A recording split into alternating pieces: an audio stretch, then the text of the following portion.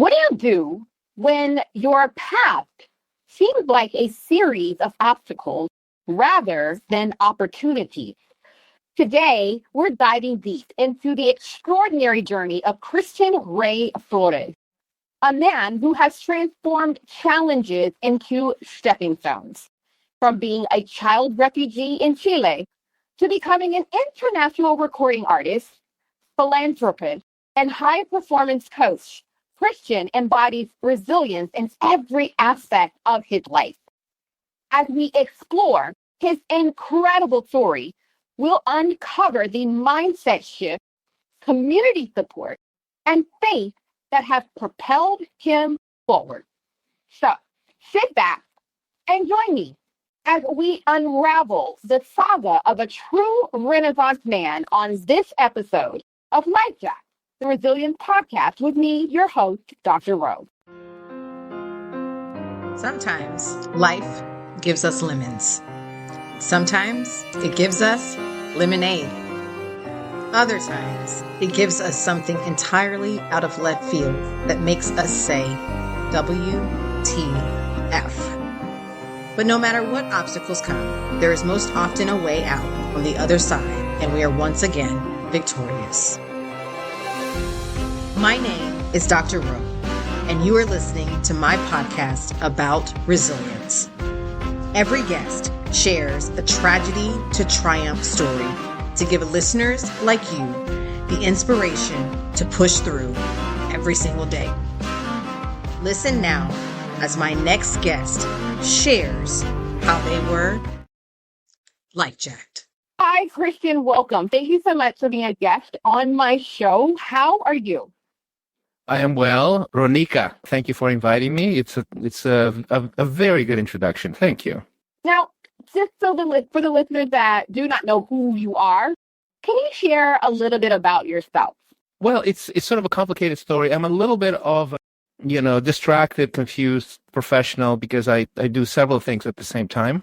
Probably not the best route for everybody, but it sort of works for me, right? So we can all be like that from time to time, so it's okay. Thank you. Yes, that's true. So I run a digital media company called Third Drive Media. We do basically brand development for businesses, for influencers or speakers, etc. We also do performance coaching. That's my Exponential Life platform. And I've done it for a long time, both of those things in different iterations. I've started 3 different companies, 2 nonprofits. And then the third thing I do is philanthropic. And we have an after-school academy in Mozambique, in Maputo. And we help very, very poor kids get out of poverty by giving them mentorship, the language skills of English language skills, and computer literacy. So those are my main focuses right now. But, it's one of those things you invest in the things you're passionate about and you see how they sort of work and play together. Of course, many of us face many challenges, and most times they are unforeseen, which is, the premise of this show is LifeJack. It seems like every time you turn around, something is happening that you didn't plan for. And maybe you did plan for it, but then you can't control all of it, right? And all the pieces of it. And you never know what the outcome is going to be. So for the listeners, and for me, myself also, what do you do when you find yourself facing a seemingly insurmountable challenge? Like, it's like you're looking at the top, you're at the bottom of the problem, right? And that you're facing, and you're looking at the top of it. It's almost like Mount Kilimanjaro or something. But what exactly do you do yourself? And in the process of facing these different challenges, how has it shaped your approach to resilience? Myself, that I am very capable of resilience, and that my brain lies to me when it says, oh, this is too much, this is dangerous, this is alarm, alarm, alarm. It's just a defense system. It's meant to keep us alive. But if you live in especially in the modern Western world, most of those emotions and those thoughts are really inaccurate, right? And they prevent us from really understanding what's going on, experimenting, improving, and sort of paralyze us. So I think developing practices to turn stress into peace, anxiety into creativity, and paralysis into action. that's an incredible skill to have. And I have several practices. That's sort of one of the big things that I do for my clients when I do performance coaching is that, because these are mostly people who are professionals who sort of, they ask for trouble because they're, founders or artists or athletes. They're creating their own stress because they want to achieve higher results and they want to be peak performance people. So, stress, anxiety, uncertainty actually comes with the territory in the things that they do. No, most definitely. I love that. Turn stress into peace and paralysis into action. Yeah, because when sometimes the first thing that happens, I know for me, the first time something happens that I didn't plan for, I go through like this process where I kind of panic, even though I know I'm going to solve the problem, right? I know I have all the resources and tools and the smarts to know what to do. But initially, I just can't stop panicking. And I call my best friend or I call my aunt, who I confide in very often. And I just run through the whole thing. And I just go like, oh, I can't believe this happened. And this is just, and I run through all the scenarios. And it's so odd that happens, even though I know I'm going to turn my stress into peace. But I guess that's a natural reaction that we just do. Like you said, the brain has these alarms that go off. So how weird is that? I've interviewed some of the top neuroscientists on the planet on my podcast. And one thing that I was really surprised to discover is that there is a natural reaction within our brain where your ancient brain sort of fills your body with stress hormones, et cetera, et cetera. Basically what you're describing. The biological piece of it only lasts, I believe, for 90 seconds. So 90 seconds is the time where you're essentially a slave to your hormones, to your almost like biological instincts of fight or flight, danger, that sort of thing. Beyond 90 seconds, we actually choose to reactivate that cycle over and over again. So with the good news of that is you don't have to if you know how to stop it. No, most definitely, because I do want to stop doing that. It really doesn't make any sense at all. And, from the outsider looking in, they probably think, like, what in the world is wrong with this lady? That's right. That's right. Wonder it. But obviously, I love resilience, and that is an area of focus that I have that I'm fascinated with. And apparently I'm resilient because I get through things here and there. In life's challenges. So now, speaking of life challenges, you grew up as a child refugee. Do you think that there were any specific moments in your life that may have taught you any lessons about perseverance? Yes, it's both a tremendously traumatic season, or seasons rather. Several events in a row that I can tell you some stories. But in those events, sort of one of the things that I love talking about is that you can reframe some of those events and turn those things into superpowers, right? So what happened to me is I was born in Moscow, Russia. My mom's Russian, my dad's Chilean. So they moved to Chile when I was, I think, 6 months old, something like that. And they had a military coup there. A military dictatorship came to power. They proceeded to basically imprisoned tens of thousands of people. A lot of people got tortured and killed. My dad was one of those people who ended up in a concentration camp. And my mom was in hiding, and with, two small children. I was 5, my sister was 3. And my dad was one of the lucky ones because he got released. But they could basically, the secret police would follow you and then get all your friends and round you up, that kind of thing. So there was a lot of danger there anyway. There was no guarantee of safety. So we ended up making it into a refugee facility that was sort of guaranteed safety by the United Nations. And we spent a few months there. Complete shock, right? Just complete shock. We lost everything.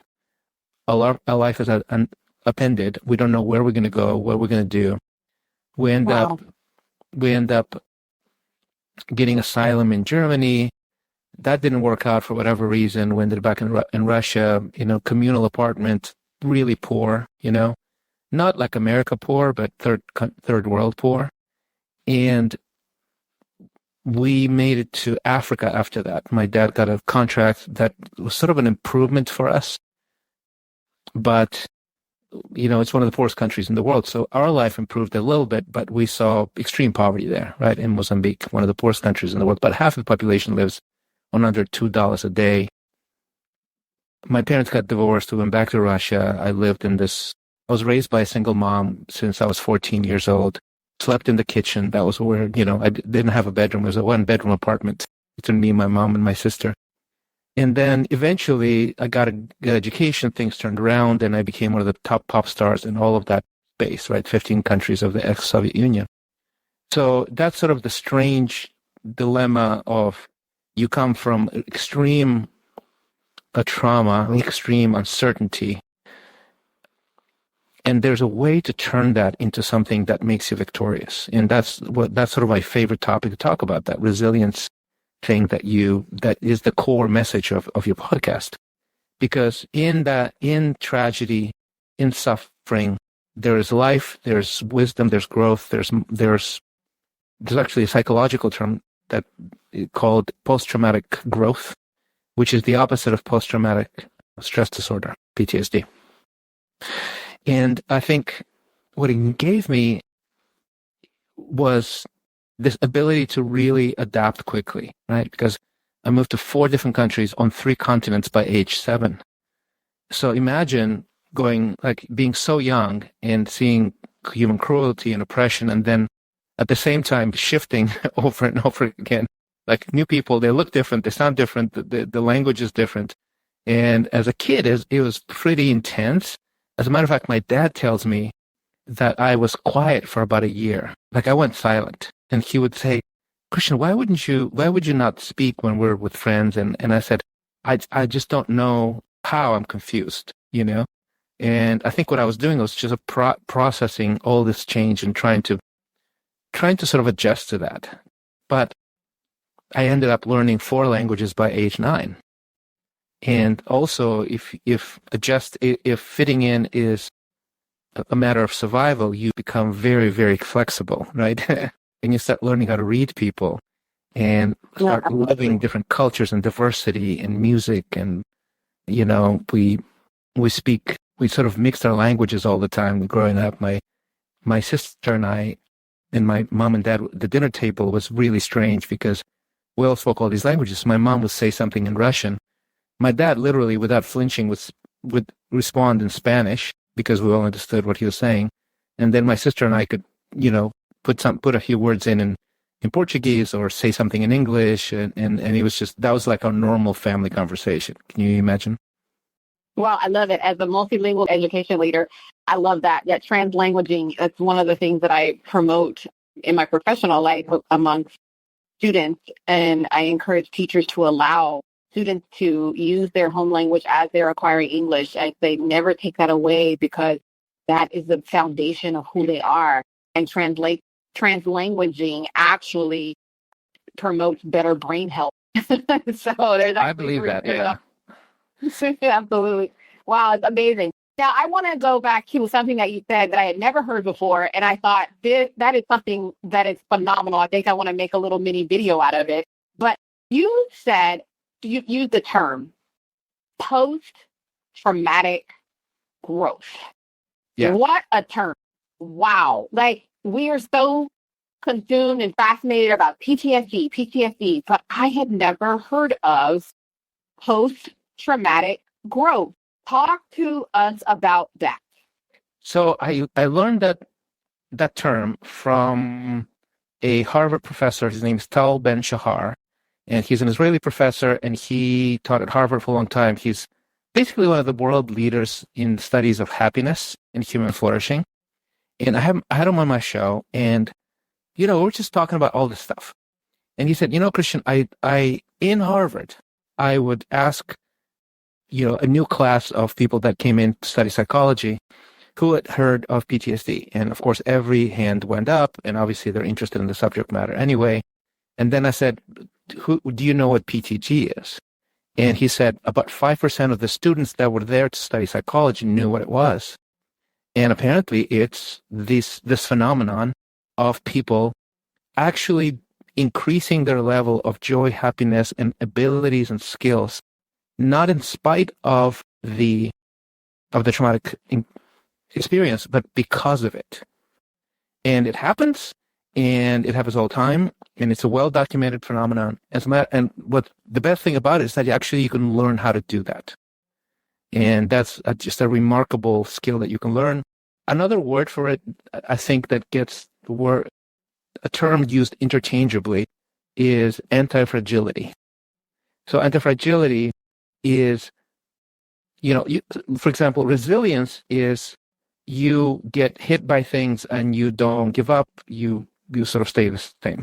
Anti-fragility is getting hit by things and actually becoming better because of getting hit by things, So it's sort of another word for post-traumatic growth. Oh, yes. No, I know that you do a lot of work around that anti-fragility, and I definitely want to talk about that term and concept a little bit later. I know you stated before you live in a lot of different countries. So do you feel that probably is what sparked your entrepreneurial spirit and your approach to philanthropy? Because you said you were in these different countries and you were poor, not like you said, I love it. No, not American poor, because boy, I tell you, American poor, we think we're poor, but you said third world country poor. So do you think that living in these different countries, did it provide any type of influence on the things that you do today? Yes. So philanthropy, 100%, right? Obviously, I grew up in one of the poorest countries in the world. Half of the population lives on under $2 a day. So the international norm is under $2 a day. It's called extreme poverty. So you're in a lot of danger, right? It's subsistence. It's you don't eat enough. Basically, that's the kind of poverty we're talking about now. And because I've seen so much of it, eventually, when I became relatively successful as an artist, I start realizing, I can actually do something about it. And I also became a Christian, so my heart, I think, softened towards the poor. And those two things combined really sparked this interest in philanthropy and learning how to do it. And we started doing big events for orphans in Russia, like 3,000 people plus. We had big stars show up. I was sort of, one of the top guys at the time, and I invited my friends, so we'd do shows for them and we build relationships. Michael Jackson came to one of our events, which was really remarkable. And then that continued. Oh, wow. That continued. No, that was probably just a fanboy moment for you. It was crazy. Yeah. Well, he was a huge influence for me as a musician, and so he was one of the top guys who influenced. I mean, that's why I went into music. I just loved his music. So then he's like 3 feet away from me, and it's just crazy. And then that continued in the U.S. So even now, I do a lot of philanthropy. I did a lot of philanthropy in essentially 3 different continents. So Europe, Latin America, and Africa. So that's for sure rooted in some of those experiences. The other thing that I find fascinating is I think entrepreneurship came this sort of ease with which I start new things is I learned from a young age that I can take suffering just fine, because I've seen it. And when you have a choice, you're very poor and you go, actually, I'm very poor, but I'm not really miserable. And that's a massive advantage because I think people don't try the things that move them, that maybe make them feel fully alive. They don't write the book. They don't start the company. They don't, start this parallel career or side gig. And the reason they don't do that is because they have this fear of perceived failure and what that would bring to their lives. And it's, again, our imagination playing tricks on us. And when you think, okay, if I start this thing and I'm going to look ridiculous, people are, I'll have rejection, I will die alone under a bridge, basically. That's sort of what we think, we feel, right? It's completely irrational. Yeah. And so we fear the consequences of failure. And the truth is, even if failure happens, and actually should happen because you don't grow without failure, if you know that you can handle it, you can probably be bolder, experiment more, and not be afraid. And I just happen to know that I'll be fine, right? Because I've experienced sort of the more extreme versions of those things, and I was fine. I was not unhappy.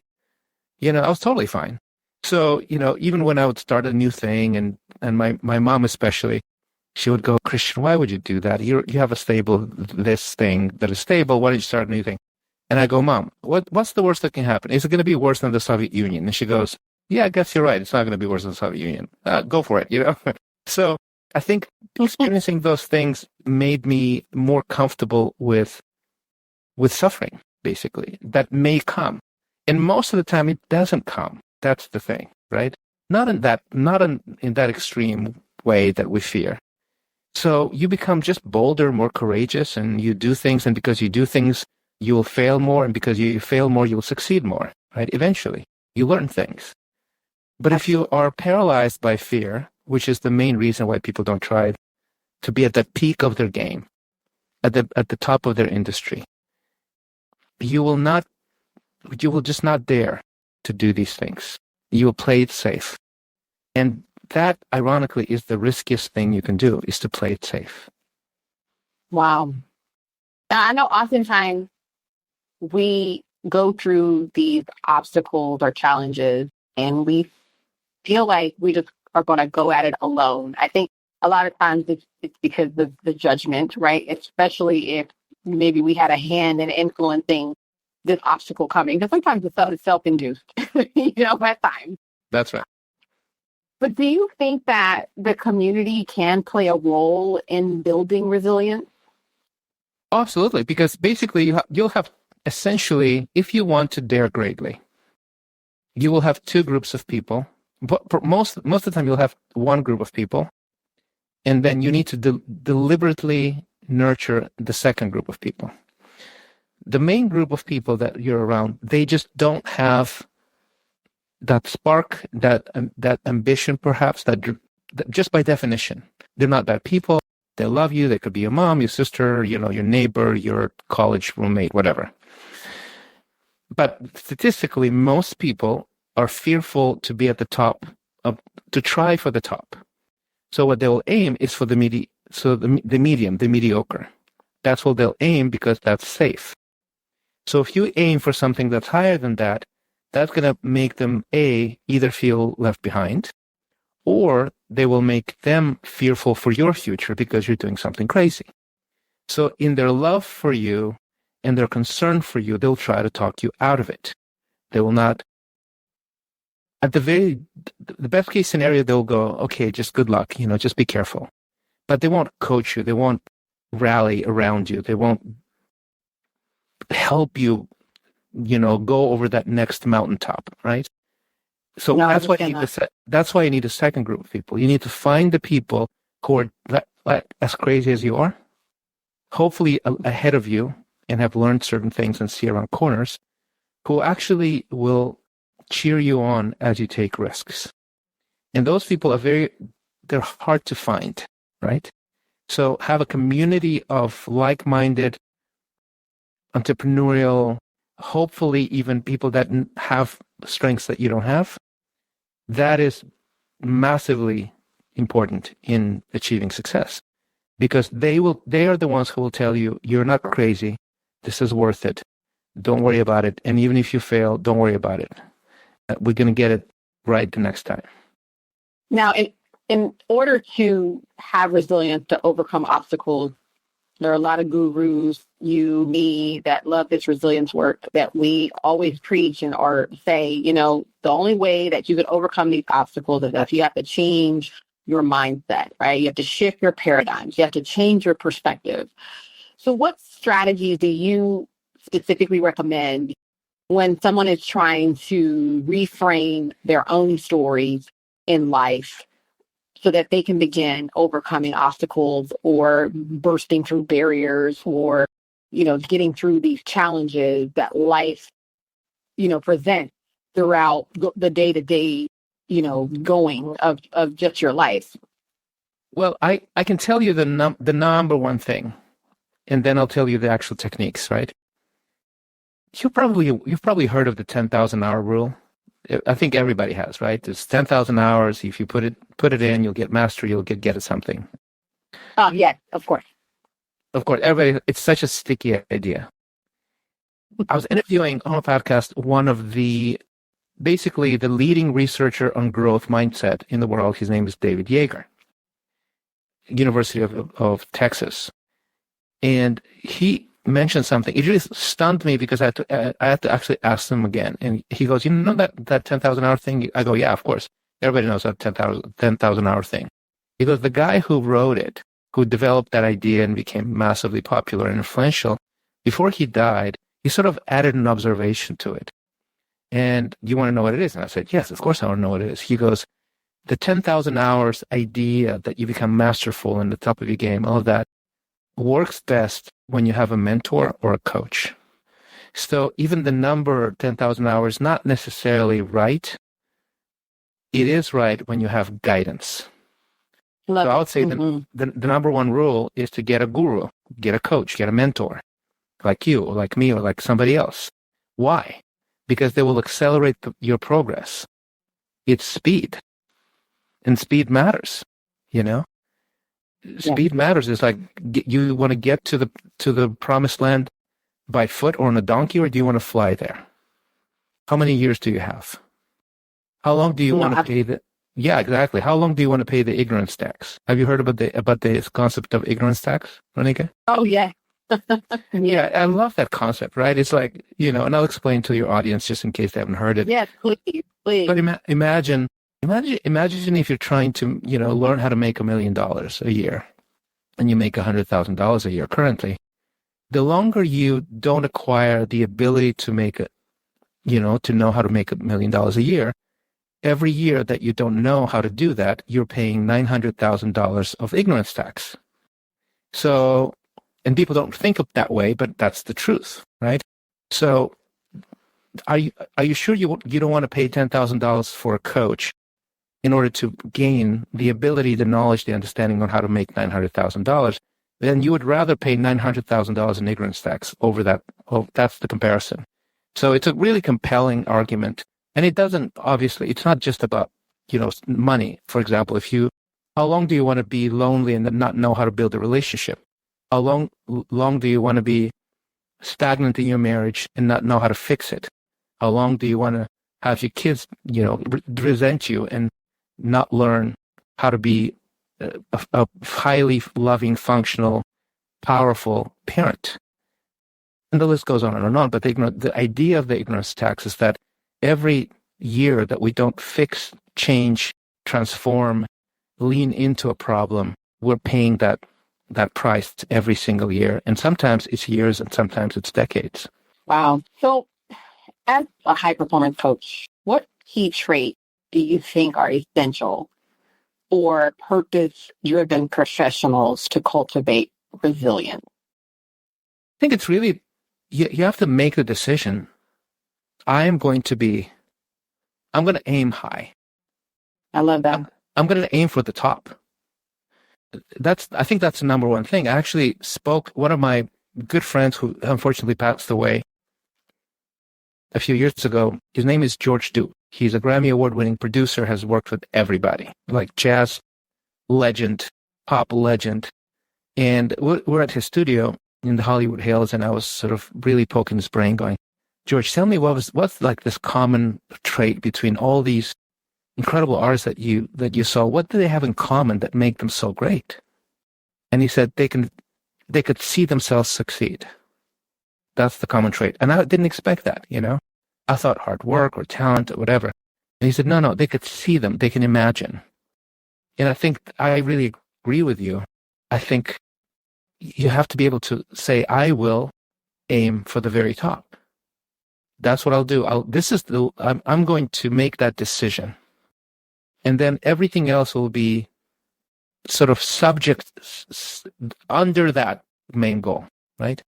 Now, the reason why that's on a macro level, that's super important, is because most people don't feel they're capable to be at the very top of their industry, their game, their passion. They just don't. So they aim for the middle. What happens if everybody aims for the middle? The highest competition there is in the middle. Yeah, it's gonna be kind of crowded. Yeah, it's super crowded because most people are in the medium. So if you aim high, you actually start operating after a while way beyond the competition because there's less competition there. You know? So it's the wisest thing you can do, not the riskiest thing you can do. If you aim for the bottom, I mean, it's very crowded there. You can't stand out, and you're going to be miserable. And life is short. Aim for the top, right? So to me, that's sort of the big thing. Why? Because that organizes your life, reprioritizes your life. You start saying, okay, my treasure, my talent, and my time are going to be invested in this thing. And I'm going to prioritize it, you know? I'm going to be all in. And that's what makes the difference initially, right? Initially, you have to make a decision. And if you don't have that decision at the core of who you are, it's just very hard because getting to that place of high performance, right? It's very hard. Like, it's just a lot of work. Like, there's just no shortcuts, right? And so it will cost you everything, time, money, and energy. Like, that's what it is. So if you haven't made that decision, it's very hard for you to actually go the distance, right? In any field, actually. It's not just money or business or something else. You know, one of my favorite sort of goals that I made the decision that is similar to that was in romance, right? I was literally entertaining millions on television, and I was really miserable in my romantic life, right? And the reason for that is because, you know, I come from 3 generations of broken homes. No one taught me how to do romance. All I see is misery. I don't see any exciting, inspiring marriages around me. And I am full of fear or full of dysfunction, you know. And I basically decided, I met this guy who became actually my first coach. And I was in his kitchen having dinner with him and his family. And I see his family, and there's something sort of so sweet about them, you know, so tender. And I'm like, this is what I need. Like, I have fame, I have fortune. I just don't have this. And I basically turned to him and I said, how can I get what you have? And he knew exactly what I was talking about just by the look on my face, right? And he said, I'll teach you. And he did. And the thing is, I decided I will do everything this man tells me to do. I was so coachable, right? And because I was so coachable and because I was all in and I made that decision that everything, talent, treasure, time, I'm going to put it on the line and I'm going to learn how to do this. I became a fantastic husband. I just celebrated 25 years of marriage. Wow, congrats. They love me, respect me. And that came from that one decision, right? I'm not going to just, learn how to suck less. I'm going to be the best husband. I can be not the best performer, not the best artist, not the best business person, but I will be the best husband, and I will die on that hill, right? And of course, it happens if you have that kind of intentionality. So I say, if you're listening to this and you're wondering, you should make that decision, and you should, hire a coach, hire Ronika. You can reach out to me. You can find somebody else. It doesn't matter, right? Well, it does matter because you need somebody who knows what they're talking about, right?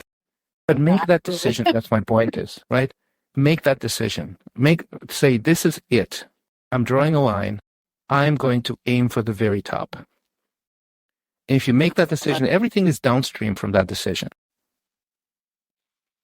Yes. So now earlier you mentioned the concept of anti-fragility. So what exactly is anti-fragility and how does it apply, or how can a person apply it to both their personal and professional life? Well, I can give you an example from your physical life and you will understand exactly how it works, right? So your body you're biologically anti-fragile, right? What do I mean by that? If you want to be stronger, what you will do is you will go to the gym, you will run, you will move, you will lift to the degree where there's some pain, some discomfort, but not like it doesn't destroy you, right? It doesn't disable you from doing the physical stuff in 2 or 3 days after you recover. Why do you do that? Is you strain your muscles to the point of maybe like 90% of breaking point, and your body receives that as, oh, Ronika is fighting against the elements. She's trying to survive. Clearly, it's straining her. We need to give her the brain, the hormones, all of the beautiful thing how you were built. We're going to give her antidepressants. We're going to make her smarter. We're going to make her stronger. We're going to secrete all of the chemicals that will help her survive, right? And you become stronger.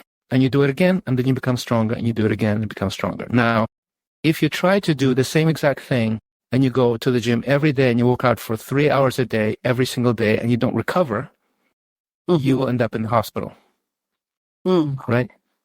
Because you are now fragile. So anti-fragility is the skill to be able to give yourself good stress, good stress, just enough to make you grow a little bit, but not enough to destroy you. So you rest, you recuperate, and you start again. So in your physical body, that's exactly how it works, right? No, because it seems like that's the same way that learning works, right? Yeah. As an educator, I coach teachers as well, and I'm always, letting teachers know, well, your students are not going to grow if you don't give them a little bit of a challenge to reach to the next level. If you keep feeding them the information that is at their level, they will never grow. They will remain at that level. So we have to challenge them, right? And we have to go to another level. We have to expose them to something that's on another level, because if not, then what are they aspiring to? And I love that analogy that you just gave. It's the same thing when it comes to building resilience. You got to face the challenges. You got to take the obstacles head on and not be afraid of them. And you just got to push through them. And you got to, like you said, you got to work yourself out. It's a workout. Exactly. Imagine, on a professional level, it's the exact same thing, right? So here's how I help people get there. For example, you want to be coached, right? And you go, you know what? I've worked this job for 10 years. It's really a dead-end job. I don't enjoy it. The environment sucks. I'm not growing. I have these dreams on how to do this, but I don't know how to start. I don't have the resources usually, right? Resources is time, money, network, talent, things like that.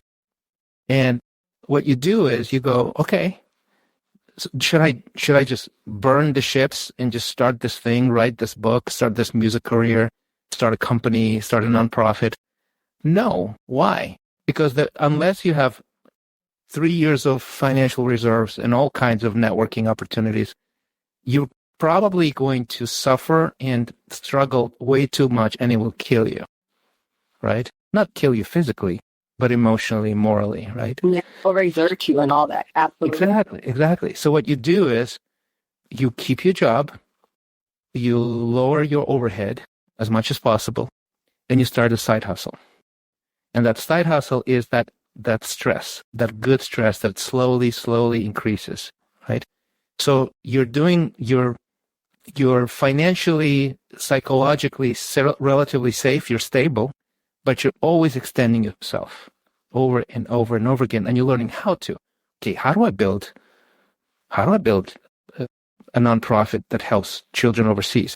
How do I build this business that I've always knew I had it in me? I have the vision, but I don't have all the elements. I need to learn marketing, accounting, sales, all kinds of other things, right? Do I have those things? No, I don't. So why burn the ships? Learn those things. Extend your muscles enough and, work longer days on that thing. Get tired. Learn the skills. Then once you learn the skills, you see if you can build something small. When people start buying, expand it a little bit. When people start buying more, then you jump ship, you burn the ships, and you switch over to your thing, because now you have the muscles. Now you have the ability to build this incredible future that you were afraid to do before. No, I love that. I feel like that's the thing that I'm building, even with my show and the podcast and the resilience coaching and the YouTube channel and all the things that I want to do to spread out this message of resilience and helping people when they are life jacked to tackle the obstacles and really get through them, because, there are a lot of people out here who are struggling because maybe they don't have a community, or maybe they don't know where to start, and they just kind of give up. They succumb to depression and, the stress and judgment of others. And because there's a lot of people out here that give off a lot of toxic positivity. So, Right. and it, messes people up. Then they succumb to the drugs and the alcohol and the depression and other vices that really don't help you thrive in your life. And, that's my mission. I feel like I want to help people with that. But yes, like you said, in the meantime, I still work as an educator, which I kind of do the same thing, though. Exactly. Yeah. In education is teaching people, coaching them, encouraging them to not give up, Now, I want to ask you, as a pastor for 25 years, I'm a faith-based person. I'm a Christian. And a lot of people who are maybe spiritual or not necessarily Christian, or not even just Christian, because, everybody believes in a higher power if they are religious. But sometimes people look at Christians and they kind of have this misconception that all we think is we're just going to pray, pray, pray. We get an obstacle and we just pray, and we think that everything is going to be all right just because we prayed about it, right? When really, it's really not how it works. We do pray, but it's really not how it works. And so there's a little bit of faith in there, and of course, action and really belief. And so as you've been pastoring your flock of people, how has your faith and spiritual practices influenced your resilience and also your ability to coach others? Well, it's the ultimate de-stressor, first of all, right? Look, if you think about yourself and only yourself, you're the center of the universe, honestly, it's just a pathetic existence. Right. If you don't have if you have this higher transcended experience of the world, how it works, and creation and the beauty of it and the tragedy of it, if you don't really question whether there's a loving being who can give supernatural direction, wisdom, provision, right? Oh, I think you're missing out, personally. So, of course it helps. Yeah, of course it helps.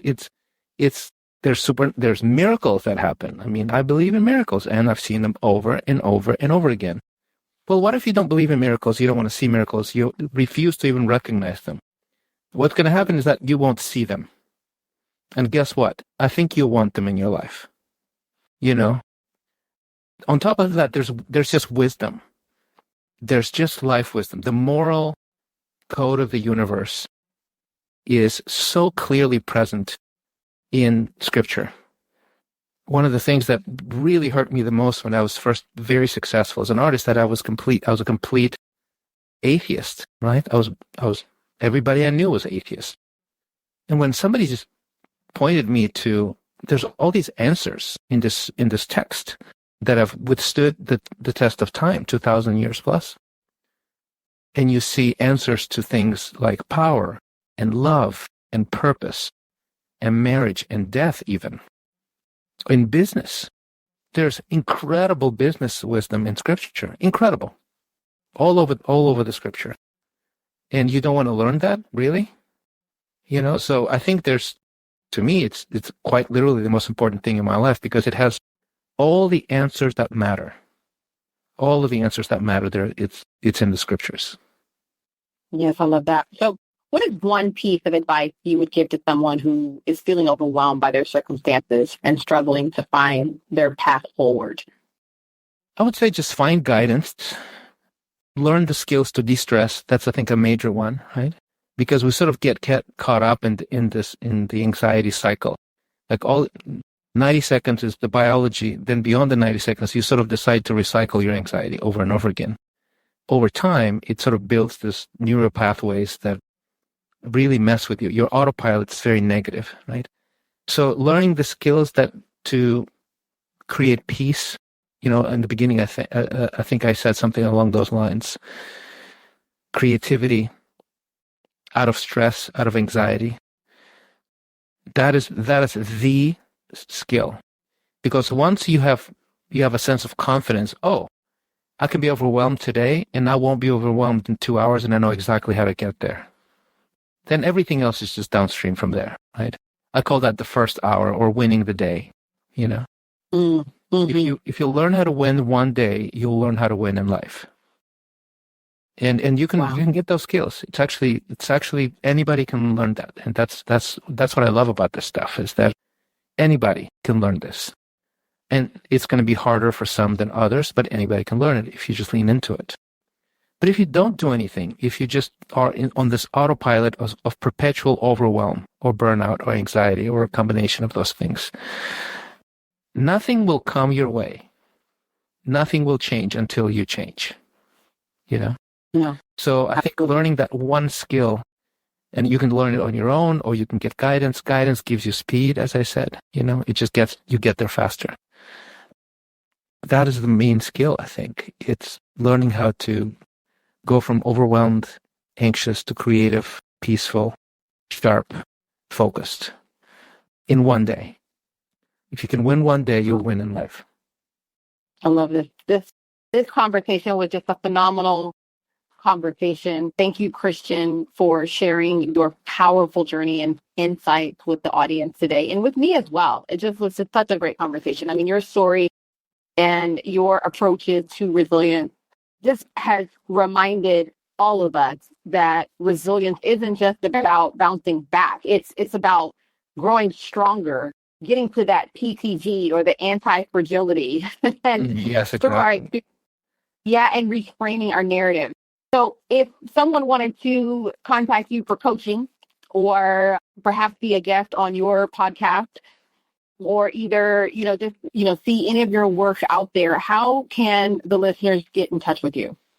Well, I'm very easy to find. You can just Google me and you'll find me right away, and there's two things that you can do. One is, look, if you just want a weekly advice, right? Insights, just a little nugget of inspiration, practical guidance, go to christianrayflores.com. That's my newsletter. So I have over 20,000 subscribers there already. And every Sunday I come up with a new episode, a new text, all kinds of things that I find, the books that I'm reading, the movies that I'm watching. I even tell you movies not to watch. So that's just sort of for everybody, and it's free. If you want to access the full archive, you can just pay the equivalent of one latte a month and you'll get access to the whole thing, right? It's a treasure trove.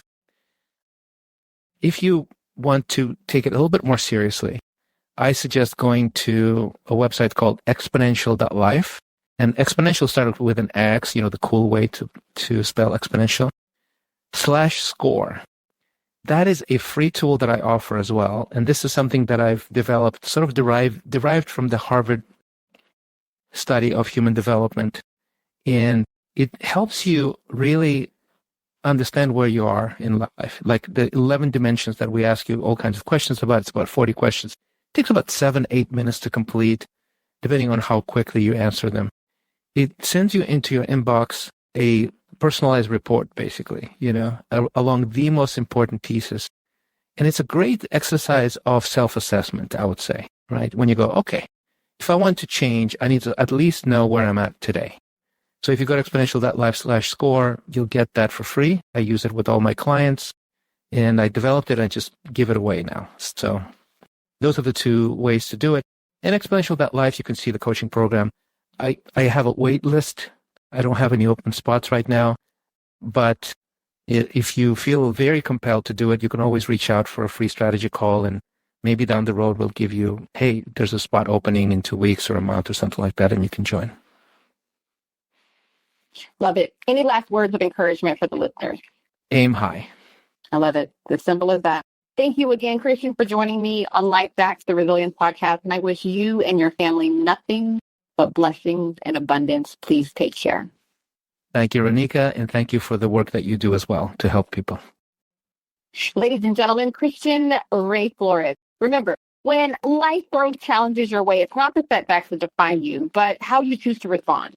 If you enjoyed today's conversation, be sure to subscribe and share this episode with others who might need a boost of inspiration.